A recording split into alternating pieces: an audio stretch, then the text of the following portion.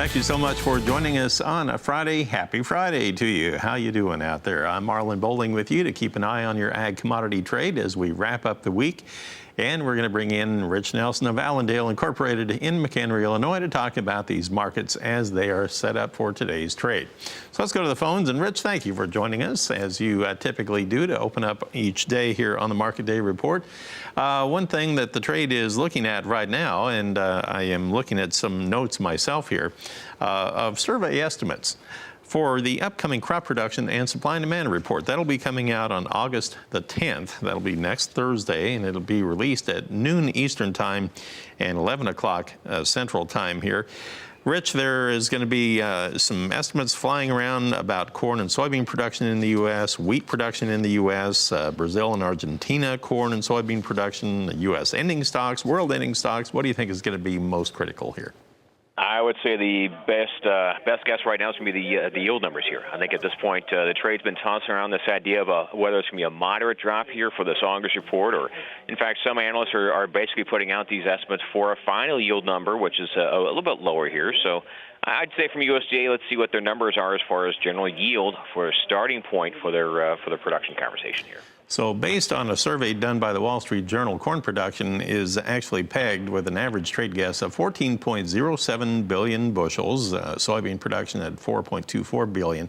And the corn yield, I'm a little surprised, Rich, to see the average trade guess at 168.9 bushels per acre and a soybean yield of 47.8 bushels per acre. But I guess you have to keep in mind, and it is an important distinction, some of these trade guesses from these noted analysts around the country, they are shooting for what they think USDA might say, and some are admittedly looking for the end game. They're looking for what the actual end yield might be at the end of the year. So you kind of have to take that into consideration here, right?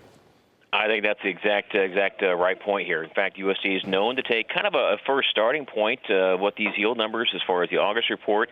And keep in mind here, for us in the Midwest, our crops are going to be probably a little too immature for USDA's in-field surveys at that time to actually make a full year-based analysis. So all we're looking at is population-based counts for this report for most people in the Midwest. The guys in the South, they can do the further analysis, but certainly for us, this will be a population guess, and therefore you probably aren't going to see that big yield drop that we're all expecting here. Now we have some wheat production estimates that are flying around as well. Here's a look at what the trade is guessing for the all wheat category. We are looking at a total of 1.75 billion bushels, the winter wheat at 1.26 billion, hard red winter wheat at 747 million, soft red at 303 million, and the spring wheat crop, which has really gotten a lot of press lately, they are looking for 414 million. How do you feel about those numbers there, Rich? You know, for ourselves, at least on the wheat side, we are actually a little higher than what most of the numbers you're putting out there are suggesting. As far as the other spring, that will be very closely followed because we had 425 million bushels on USDA's report last month. People saying, hey, maybe USDA didn't get the full extent of the problems here, therefore they're expecting that drop. For ourselves, and also like was noted on that recent spring wheat crop tour, we're maybe finding things are certainly bad and terrible in many places, but may not be as bad as what they're expecting here last month. So we're actually suggesting a small increase for that spring wheat production number. And I did want to point out our ending stocks estimates, too. We have those for you for the U.S. ending stocks. A couple of numbers for the old crop marketing year and for the new crop marketing year. Here's last year's at 2.34 billion bushels on the corn and soybeans, 434 million, and the wheat at 1.18 billion. We'll have a whole bunch more numbers to talk about through the day and into next week. We're talking with Rich Nelson of Allendale Incorporated. We'll be back talking about our livestock sector when we come back.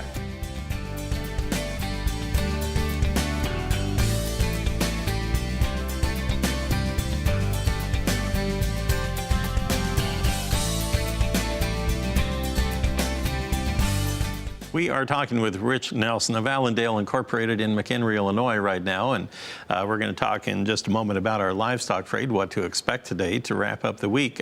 You were just talking right during the break before we came back on live here, Rich, some new jobs data that just came out this morning that could be significant to the overall investment community, if you will.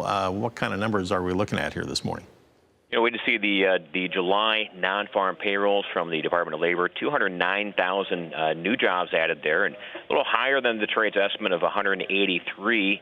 And economists also point out they did revise higher those previously released numbers for June as well. In this case, now 231,000. So a little better than expected jobs report. We hope that this could also translate, therefore, into maybe a little better beef demand here in the coming months, as we're seeing these people basically have a little more financial incentive to pick up a little more packages at the grocery store here. So what do you expect that to do to the outside markets, for example, like the financial markets today? You know, and that will be something we have to watch very closely. The U.S. dollar, for instance, stopping this, what's been a heavy downtrend in recent days, now up 26 points for us on the dollar.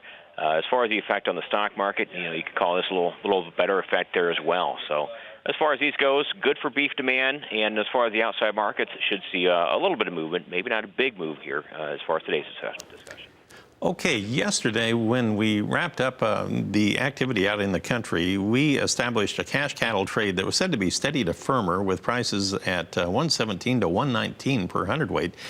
This is on a live basis, of course. And then we had a few that had sold on a dress basis yesterday and a very wide range, unusually wide, 186 to as much as 193.50, I understand.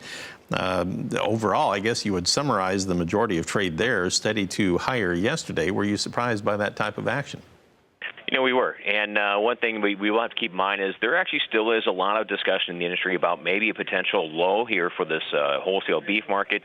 We're not quite on board that viewpoint, but it is being discussed in the industry. And I think with that in mind, maybe we're seeing some people point out that, hey, great packer margins in the case of the strong jobs report here this morning, and also this wholesale beef finally showing a little stability. Maybe they're suggesting that they can have a little short-term period, at least, of some steady, if not slightly higher trade there on these markets.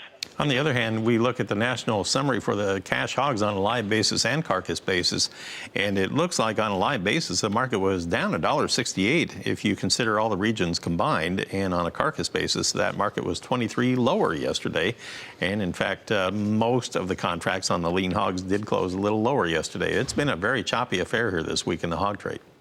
It sure is, and especially as we're now seeing the results of maybe some higher production going on for the past 3 weeks or so, and this will continue as we go all the way into the month of November. So the only question we're asking right now about this market is, yes, we're going to have this normal seasonal break in prices. Only thing we're arguing about is exactly how much by exact certain dates here. Well, of course, we were talking about the beef cutout values, and you brought that up a little bit ago, that they were just a touch firmer yesterday on the afternoon update from USDA. Showed the choice cuts up just 10 cents in value, but they were higher, and selects were up 36 cents. Rich, as always, great to visit with you. Thanks for helping us kick off our trading day on a Friday. Sounds great. Hey, thank you so much. You bet. Rich Nelson of Allendale in McHenry, Illinois. Always glad to have the Allendale folks on board. They always have some pretty good wisdom to share with us. Yeah, so thank you very much, Marlon.